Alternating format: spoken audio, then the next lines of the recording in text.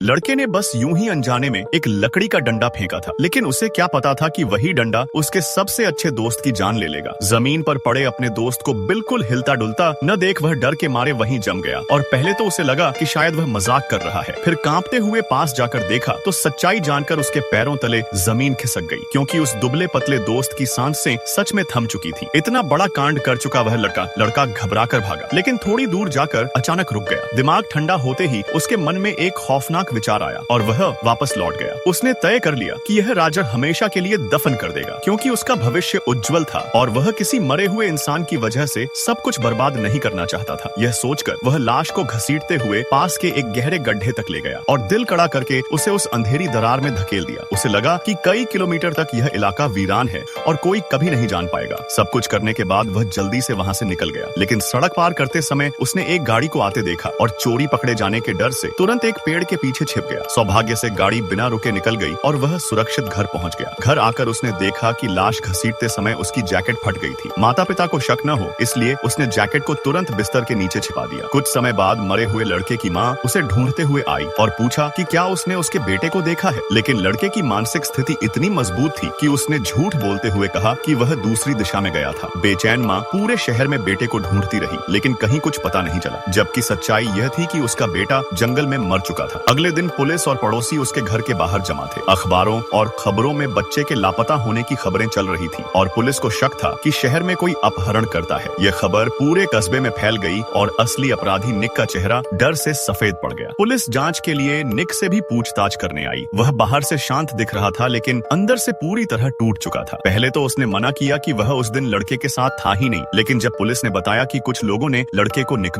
के साथ जंगल की ओर जाते देखा था, तो वह घबरा गया और झूठी कहानी बना दी कि वह अकेले जंगल गया था और रास्ते में एक कुत्ता उसकी गाड़ी से मर गया। उसी बात पर कुत्ते के मालिक का बेटा स्पाइपान उसका पीछा करते हुए जंगल आया और गुस्से में उसने लकड़ी फेंक दी, जिससे लड़का मर गया। इसलिए उसने लाश छिपा दी। पुलिस ने जंगल में बड़े पैमाने पर तलाशी शुरू की और निक भी डरते डरते तलाशी दल में शामिल हुआ, लेकिन अंधेरा होने के कारण खोज रोक दी गई और अगले दिन ड्रोन व कुत्तों से तलाशी की बात कही गई। यह सुनकर निक का दिल बैठ गया। रात को वह घबराहट में दवाइयां खाकर सो गया, लेकिन देखा कि उसकी फटी जैकेट बिस्तर के नीचे नहीं थी। नीचे जाकर उसने देखा कि उसकी माँ उसे सिल रही थी और बेटे के अजीब व्यवहार से वह सच्चाई समझ चुकी थी, लेकिन बेटे के भविष्य के लिए उसने चुप रहने का फैसला किया। उसी रात भयानक तूफान और बाढ़ आई। पूरा शहर तबाह हो गया। सैकड़ों लोग मारे गए और पुलिस राहत कार्यों में लग गई। इस अफरा तफरी में बच्चे की तलाश रुक गई और निक का राज दब गया। 20 साल बाद निक एक सफल डॉक्टर बन गया और उसने शादी कर ली, लेकिन शहर के पुनर्निर्माण के दौरान लकड़ियां हटाई गईं और लाश मिल गई। जांच में साबित हुआ कि लड़के की हत्या किसी डंडे या पत्थर से की गई थी और कपड़ों पर मिले बाल से कातिल का डीएनए सुरक्षित कर लिया गया। निक ने राहत की सांस ली, क्योंकि जब तक वह डीएनए टेस्ट नहीं कराएगा वह सुरक्षित था।